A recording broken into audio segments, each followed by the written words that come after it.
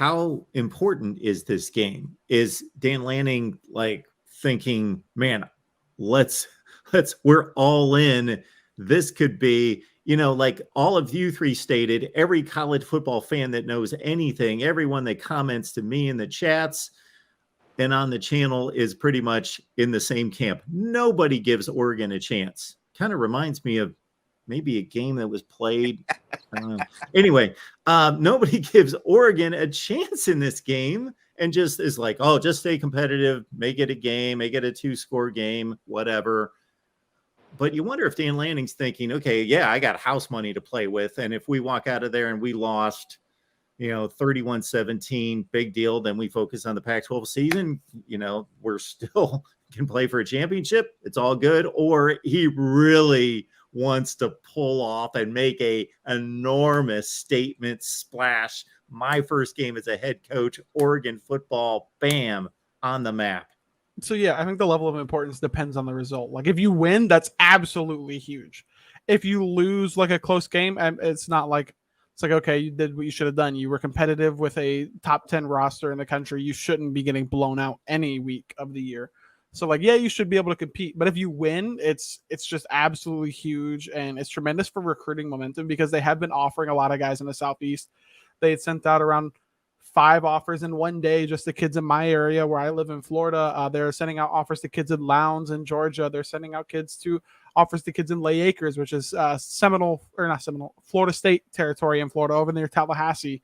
Alabama, we've got players from, you had guys, Jordan Scott, you have Jamal Hill, all of these players who weren't super highly rated, but they were guys we pulled out of the South, and maybe you can nab a few more if you're able to beat a team like a Georgia or at least be competitive.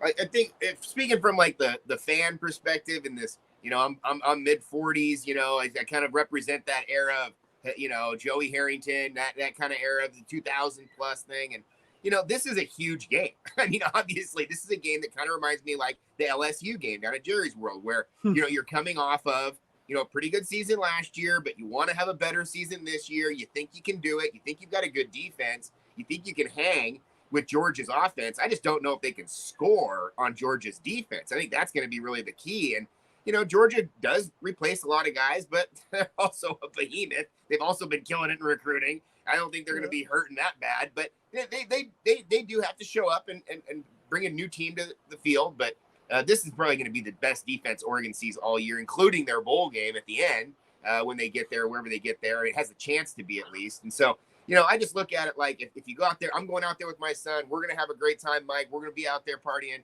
From the Duck perspective, this is just a great opportunity. I mean, would you rather be at Atlanta first game or Fresno State at home? I mean, what kind of brings out the joy more? And I do think, Mark, you're onto something there with the idea that, if they do take care of business in the Pac-12, then maybe the first game doesn't matter as much, non-conference. But if you show up and you do what you did last year with Ohio State, which basically was the biggest non-conference game of all time, basically for Oregon in the win department, then you could do something crazy with this coaching staff. I mean, on day one, you're already like shooting into space. I mean, this is kind of a crazy scenario. Here's what I'll say in terms of the big picture. The only outcome that really hurts Oregon is if it's a brutal loss where there starts to be a concern of like proof of concept, because this staff is new. These players have been around for a bit. The staff has hyped them up on what their culture is, what their game plans are, what they're trying to accomplish. Dan Lanning's a defensive mastermind, all of these things, same thing, Kenny Dillingham. If you go out and it's really ugly and it's embarrassingly ugly, like 52-10, if it's whatever Alabama versus USC was and whatever that was 4 or 5 years ago, where it's just terrible. Yeah. Right. If it's something like that, then I start to worry about kind of where the mindset is. Eastern Washington is not a game you're going to lose, but Eastern Washington's a good FCS team. And if your team is coming off that game kind of like dazed and confused, like, I don't know what the hell just happened, you're not going to lose that game, but it might be more competitive than you want it to be. And if that's the case, that could rattle you, that rattles you. And then that opens up the door for a game against BYU to go the other way. And then you start conference play in Pullman. And this is like, I don't expect this to happen because I'm pretty confident in what I've heard and seen in terms of the culture But like the only outcome that would really scare me if you're rooting for Oregon and pulling for Oregon is if this is just ugly, and the guys start going like, Dan Lanning said all of this shit, and now we just got our asses kicked. This is freaking embarrassing. What the hell? Like I thought we were going to be better than this. That's the only outcome that really throws it, because I still think Oregon has the best talent in the conference. If the teams that they play, they can beat any team on their conference schedule. USC is probably the only team. 247 hasn't. We haven't done our talent composite yet, but that'll happen pretty soon. I still expect Oregon to be either first or second, depending on USC. USC had a lot of guys in the portal, so I'll be curious to see how that impacts it. But Oregon was first last year, ahead of USC. Oregon has the team to beat any team in the conference. So what happens in Atlanta doesn't, to me, really impact that, unless it's just a knockout blow and you come away going like, I don't know, I'm confused. I don't feel like we can do it, which I'm very doubtful of. But that would be the worst case scenario. Yeah, and I agree with that. I think the nightmare scenario, I kind of walked through that a couple months ago, where, what if you really come out and get drilled?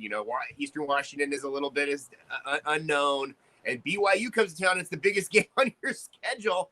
A team that's coming off 5 victories last year in the Pac-12. So and again, Pullman, the first game at Pullman, scary place to play historically. That's a nightmare. And, this could be a really weird year. And then end the year at the Bees. The Bees are going to be improved. I mean, you could have a bunch of losses ahead if you roll the nightmare scenario out. I also agree with you, though, that I don't think it's going to go that route. I do think they have the better talent. And I do think that this year, I personally feel like they're going to be having more fun this year. On the field, I feel like they're going to be flying around. I feel like they're really, really excited about this new energy that's kind of come into the building. And I think that's going to show up on the field.